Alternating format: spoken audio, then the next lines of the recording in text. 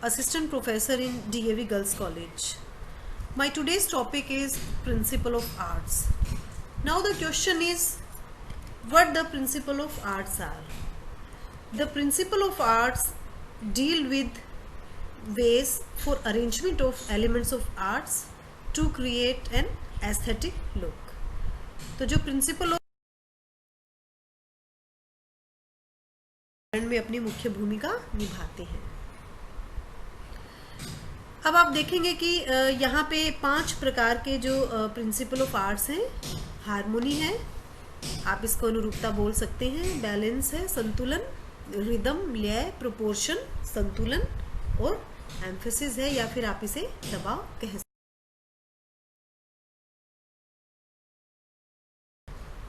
अब जो first principle of art है दैट इज हारमोनी। अब हम इसके बारे में we are going to study now. What do you mean by harmony? Harmony means a feeling of sameness and wholeness among different things.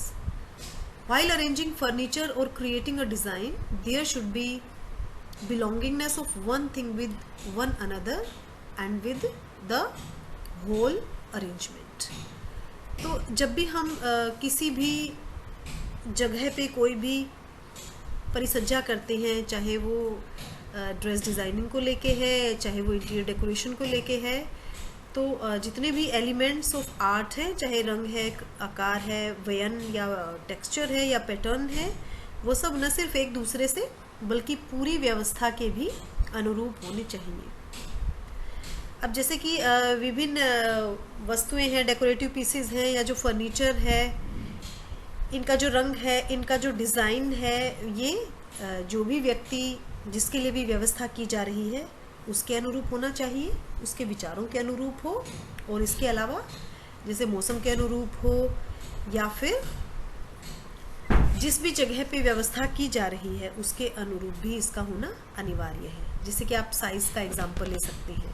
अगर जिस जगह पे हम अरेंजमेंट कर रहे हैं उसका आकार बड़ा है तो कहीं ना कहीं जो हमारा जो भी अरेंजमेंट के वेरियस जो एलिमेंट्स हैं, जो यूनिट्स हैं, उनका साइज भी बड़े आकार का होना।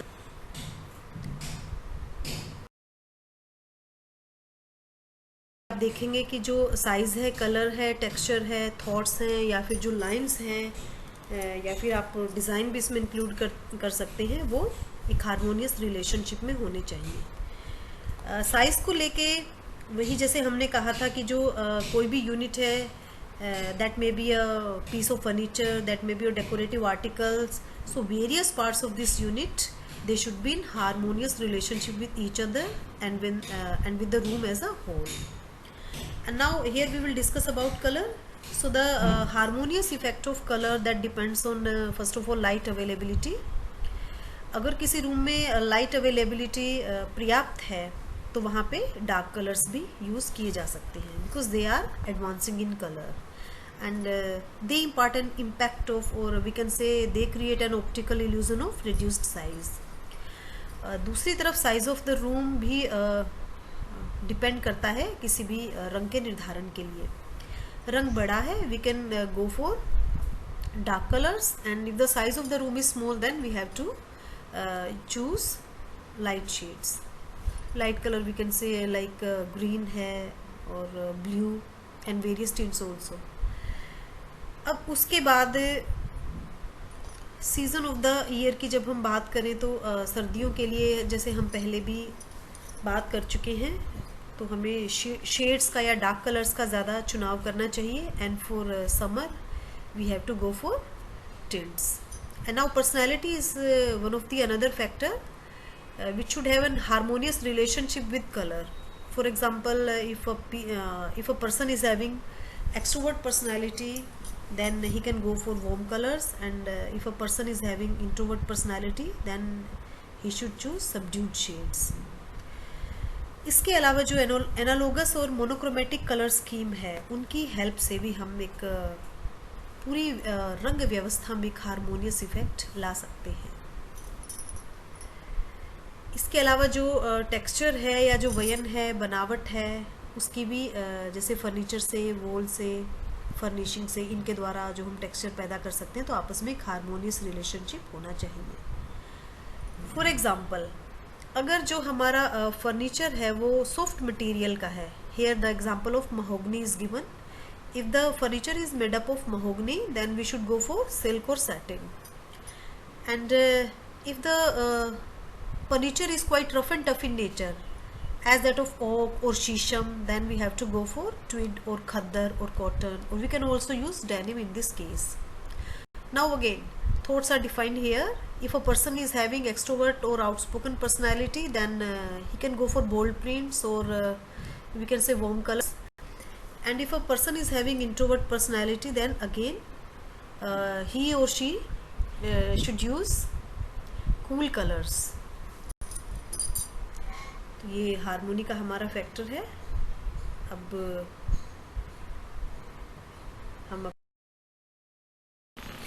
here are various examples of harmony.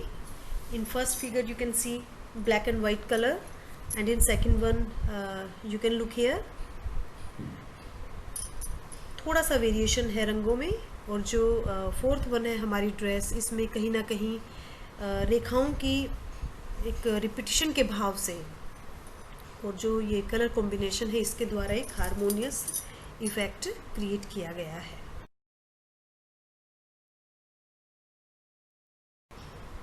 अब यहाँ पे कुछ और एग्जाम्पल्स दिए गए हैं हार्मनी के.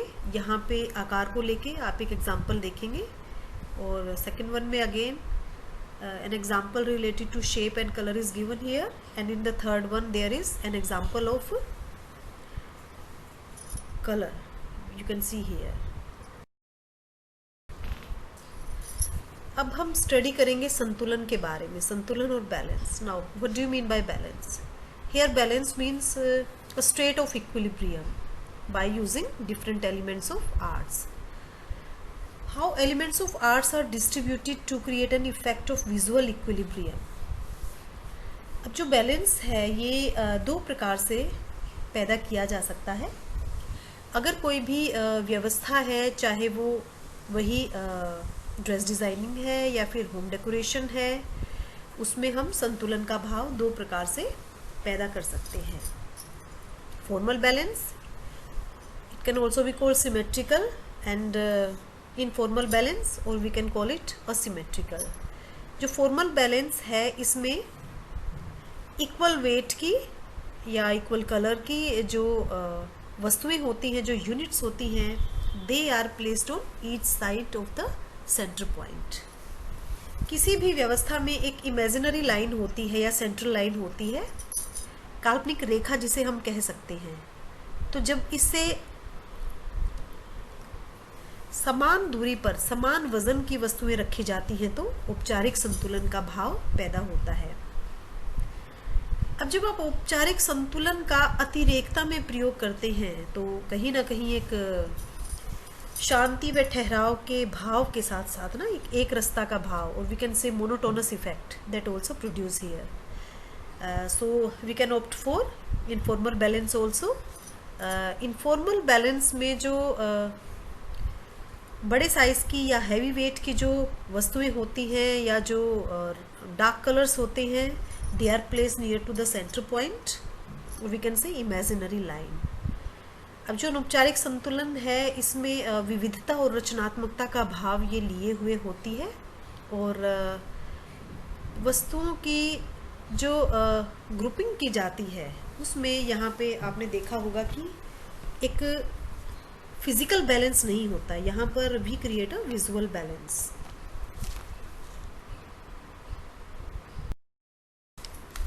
अब यहाँ पे again there are two types of balance, formal balance, symmetrical, we can say informal balance और असिमेट्रिकल. जो फॉर्मल बैलेंस है इसके बारे में जो मेन पॉइंट्स है, a mirror image of both sides इसको हम कह सकते हैं, और जो थिंग्स हैं वो इक्वल डिस्टेंस पे इसमें प्लेस की जाती हैं. जबकि दूसरी साइड में जो इनफॉर्मल बैलेंस है, there is no mirror image and heavier things are placed near to centre line, and the lighter things they are far from the centre line. Here there are some more illustrations regarding balance. Here you can see a seesaw example. Here the red balls. they are showing a symmetrical balance and asymmetrical balance in next illustration. There is one yellow ball, there is one blue ball which is bigger one and which is more nearer to central line.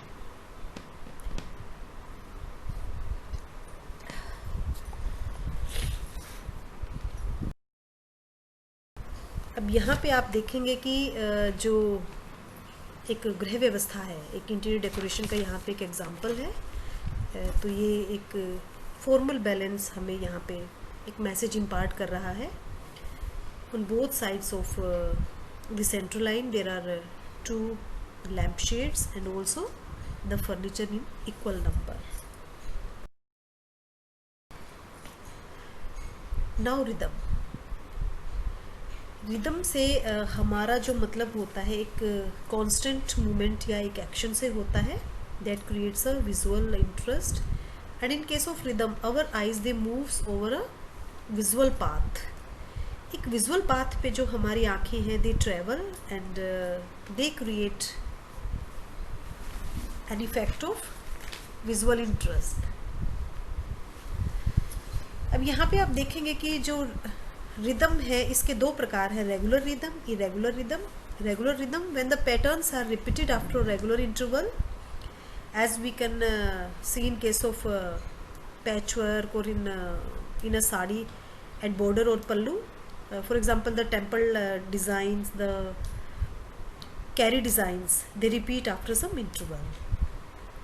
Embroidery के case में भी आप examples देख सकते हैं regular rhythm का।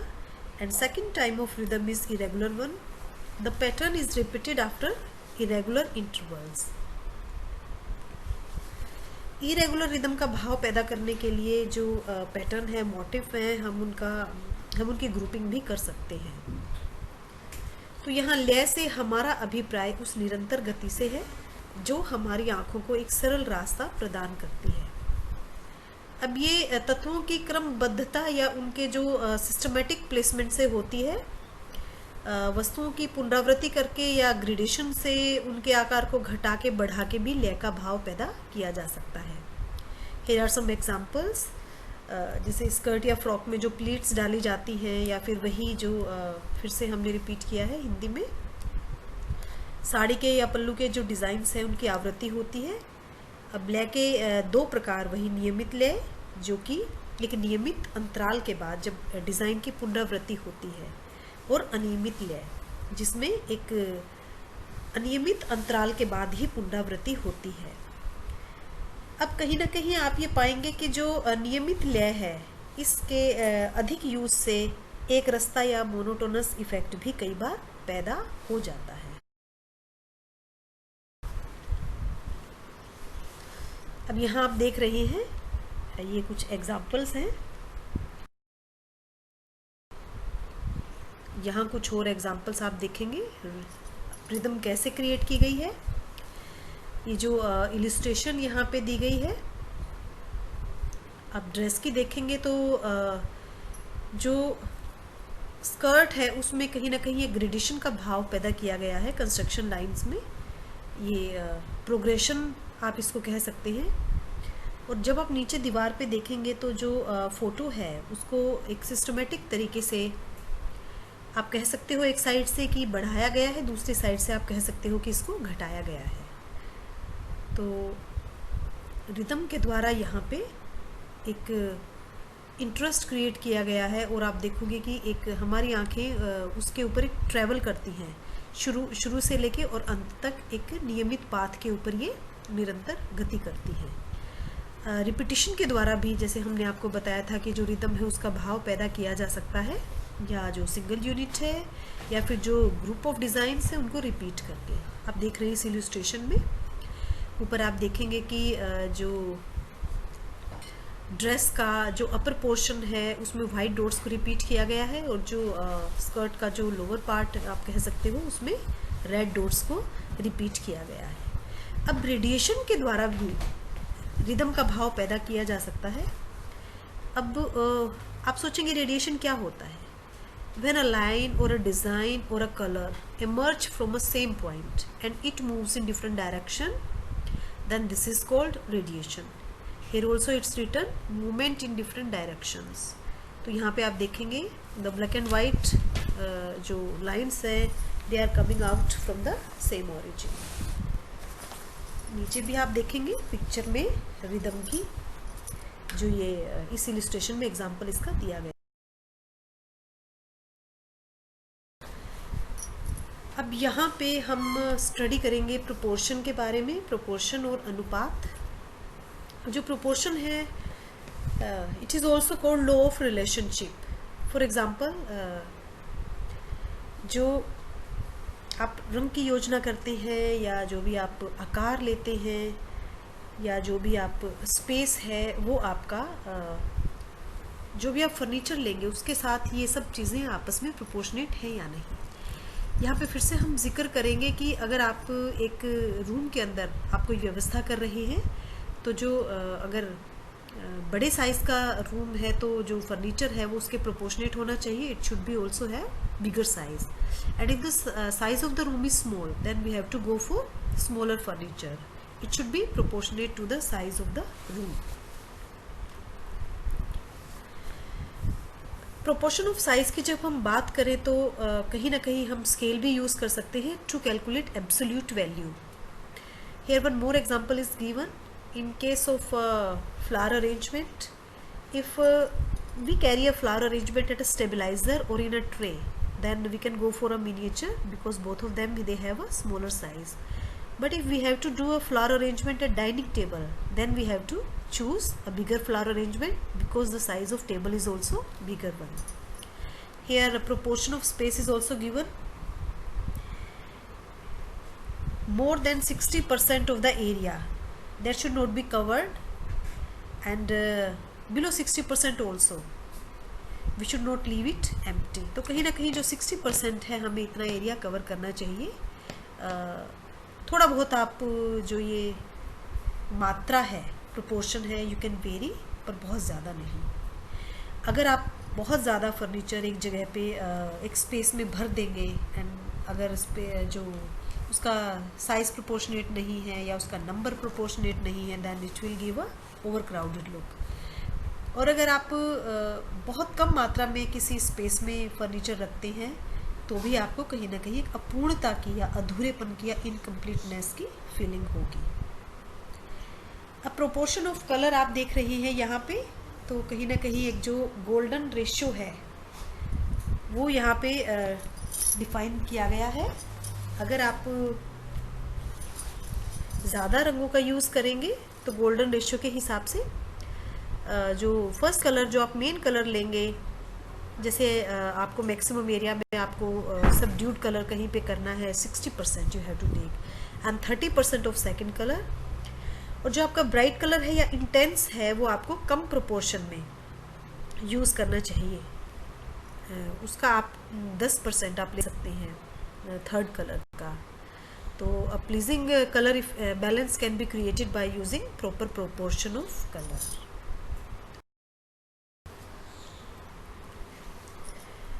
यहाँ पे वही प्रोपोर्शन का जो हिंदी रूपांतरण है अनुपात, उसके बारे में हमने बताया है कि अनुपात को संबंधों का नियम भी कहा जाता है. यह एक ऐसा मापदंड है जो किसी भी व्यवस्था के विभिन्न तत्वों का व्यवस्था से व आपस में संबंध दर्शाता है. अब जैसे कि यहाँ पे एक दीवान का एग्जाम्पल दिया गया है या जैसे सेटी है, अगर आप उसका प्रोपोर्शन चेंज कर दें, आप डिज़ाइन चेंज कर सकते हैं. अगर आप उसका प्रोपोर्शन ज़्यादा चेंज कर देंगे लंबाई चौड़ाई का तो कहीं ना कहीं वो जो अपनी ओरिजिनलिटी है ना उसको खो देगा. अब अनुपात व आकार वही कि जैसे बड़े कमरे में बड़े अनुपात का फर्नीचर, छोटे कमरे में छोटे अनुपात की व्यवस्था होनी चाहिए. हाँ, समान अनुपात भी जो है अगर आप इक्वल बैलेंस क्रिएट करते हैं that also prove to be monotonous. उससे नीरसता का भाव पैदा हो जाएगा. अनुपात में रंग वही गोल्डन रेशियो का प्रयोग कर सकते हैं. प्रथम रंग 60% के अनुपात में, द्वितीय रंग 30% व तृतीय रंग 10% के अनुपात में होना चाहिए. स्थान में वही 60% से बहुत ज़्यादा व्यवस्था नहीं होनी चाहिए, नहीं तो वो जटिलता का भाव पैदा करेगा. और अगर आप बहुत कम भी पीसेस रखते हैं किसी स्पेस में, तो उससे भी एक अपूर्णता का भाव पैदा होता है। अब यहाँ पे फिर से प्रोपोर्शन के एग्जांपल्स दे रखे हैं.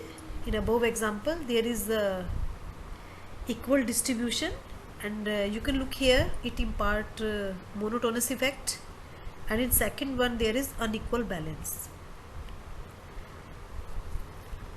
इलिस्ट्रेशन में जैसे आप देख रहे हैं, तो ये ब्लू जो कलर है उसकी ह्यूज है. आप देखेंगे जो डार्क कलर है उसका लिमिटेड अमाउंट में प्रयोग है और बहुत ही अपीलिंग लुक है इसका. सबसे नीचे जो एग्जांपल है ये होम डेकोरेशन से रिलेटेड, इसमें आप देखेंगे कि जो लाइट कलर है दैट इज़ इन 60% अमाउंट, और जो मस्टर्ड कलर है that is in 30%, and third one जो ब्लैक कलर है दैट इज़ इन 10%. अब यहाँ पे हम जो हमारा नेक्स्ट प्रिंसिपल ऑफ आर्ट, ये प्रिंसिपल ऑफ आर्ट है, एम्फेसिस या दबाव आप इसे कहेंगे. अब इसमें क्या होता है कि we create an area of interest and we highlight this area of interest, ताकि जो भी पर्सन एंट्री करता है किसी रूम में, तो जो उसकी आइज़ हैं they grab attention and their eyes rest over that point of interest. Now what point of interest we can choose? Question is that at which area we can create an area, we can create an interest, or we can focus which area. So here wall, window, furniture.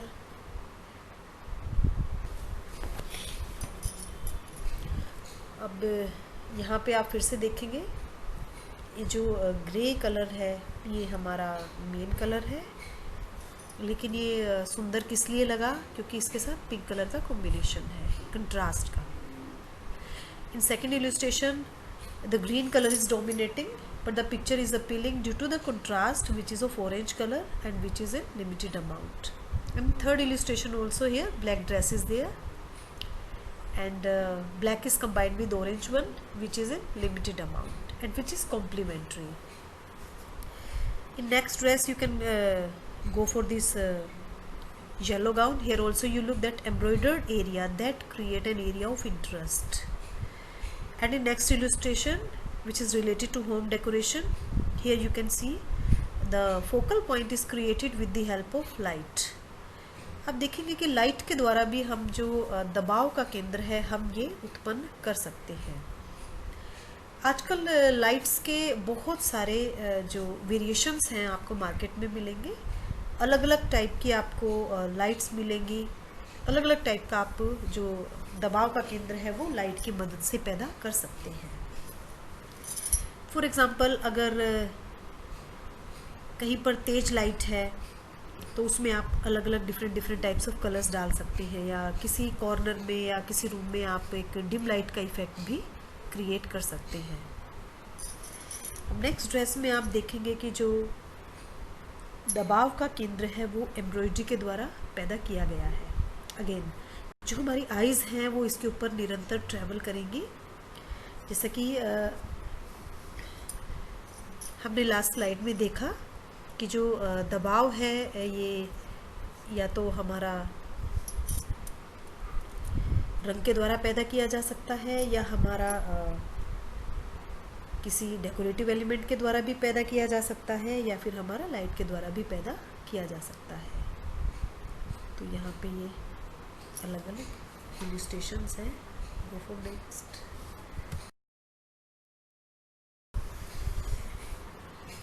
अब आप देखेंगे कि grouping के द्वारा भी हम जो दबाव है वो पैदा कर सकते हैं, या फिर अगर कोई व्यवस्था है उसके चारों तरफ आपका खाली स्थान है, आप एम्प्टी स्पेस है, तो वहाँ पर भी हम दबाव का भाव पैदा कर सकते हैं. कंट्रास्ट या कॉम्प्लीमेंट्री कलर के प्रयोग से भी ये भाव पैदा किया जा सकता है. डेकोरेटिव फर्निशिंग से, फर्नीचर से, या आर्ट वर्क अलग अलग टाइप की हैं उनसे भी आप दबाव का केंद्र उत्पन्न कर सकते हैं.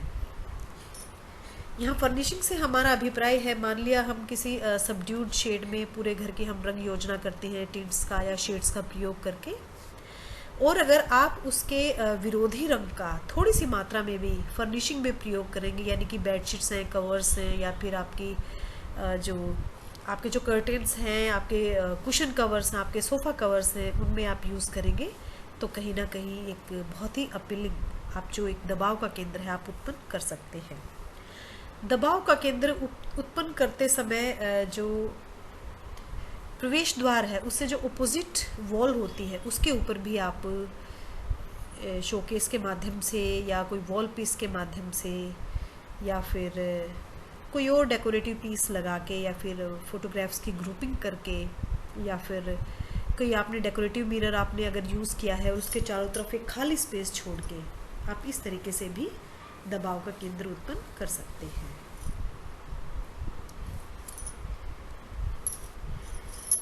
अब ये हमारे प्रिंसिपल ऑफ आर्ट्स का जो ये लास्ट हमारा टाइप था, तो यहाँ पे प्रिंसिपल ऑफ आर्ट्स हमने कवर किए और आप सभी का सुनने के लिए मैं तहे दिल से धन्यवाद करती हूँ और आशा करती हूँ कि आप सभी इससे लाभान्वित हुए होंगे। धन्यवाद।